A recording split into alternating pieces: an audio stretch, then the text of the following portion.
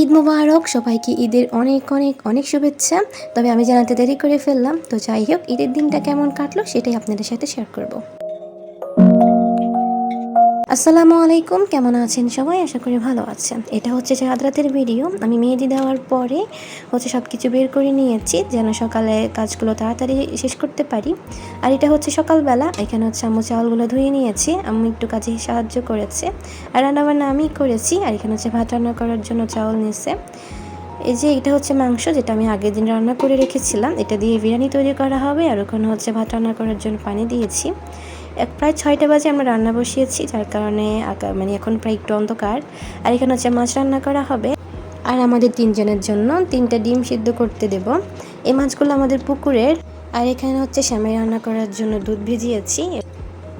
আসলে ভাত রান্না করার কারণ বিরিয়ানি দিয়ে হয়ে যেত, কিন্তু আম্মু বিরিয়ানি তেমন একটা খেতে পারে না, তাই ভাত রান্না করবো। আমি তো ঈদের একদিন আগ থেকে একদম ঈদের পরের দিন পর্যন্ত আমি ভাত খাইও নি, শুধু বিরিয়ানি টুকিটাকি কিছু খেয়েছিলাম। আর এখানে রান্না বান্না করছি। এই যে আমার বিরিয়ানিটা রান্না করা শেষ, এটা একটু দমে রেখেছি।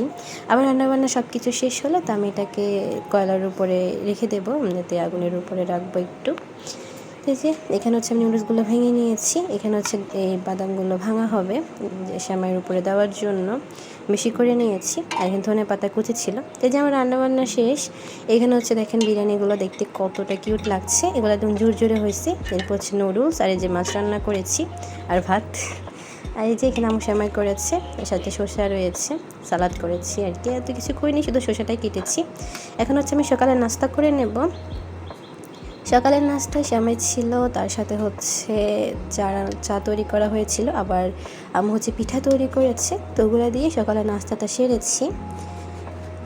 আসলে ঈদের ভিডিওটা দিতে অনেকটা দেরি হয়ে গেছে, অলসতা কাজ করে, ভিডিওতে ভয়েস দিতে ইচ্ছে করে না। ভিডিও এডিট করে রাখি, কিন্তু ভয়েস দেওয়ার জন্য আপলোড করতে পারি না। তো যাই হোক, আমার নাস্তা খাওয়া শেষ। এখন আমি রেডি হব। তো আমি শাওয়ার করে এমনিতে একটা ড্রেস পরিয়ে নিয়েছি। এরপরে এখন আমি রেডি হওয়ার জন্য এগুলো বের করে নিচ্ছি, আর আপনাদের সাথে এটা শেয়ার করছি। জুয়েলারি থেকে ড্রেস পর্যন্ত সব কিছুই। আমার পার্স ব্যাগ রয়েছে, তার সাথে এই যে আমার ড্রেস, হিজাব, সব কিছুই। আসলে কি এখানে যত কিছু দেখিয়েছি আমি সব কিছু কিন্তু ব্যবহার করিনি, টুকিটাকে কিছু ব্যবহার করেছি। আর লিপস্টিকটা শুধু আমি যে লিপস্টিকটা ইউজ করেছি, ওটা একটু পিঙ্ক কালার, যার জন্য আমার ভালো লেগেছে। আর এটাতে আমি এটা ইউজ করিনি। আর ঈদে এবার কোথাও যাওয়া হয়নি, জাস্ট বাড়িতে সময় কাটিয়েছি, তারপরে ভালো লেগেছে। এবার ঈদটা কম বেশি, তবে মেহেদিটা ঠিক করে দিতে পারিনি, যার জন্য আমার একটু খারাপ লেগেছে। তো এই যে আমি রেডি। আসলে ওইভাবে ভিডিও করা হয়নি যে আপনাদের সাথে শেয়ার করব আমার ফুল লুকটা। এটা একটা শর্ট ভিডিওর স্কিপ ছিল, যেটা আমি আপনাদের সাথে একটু আগে শেয়ার করলাম। তো আজকে ভিডিওটা এ পর্যন্তই। আল্লাহ হাফেজ, আসসালামু আলাইকুম।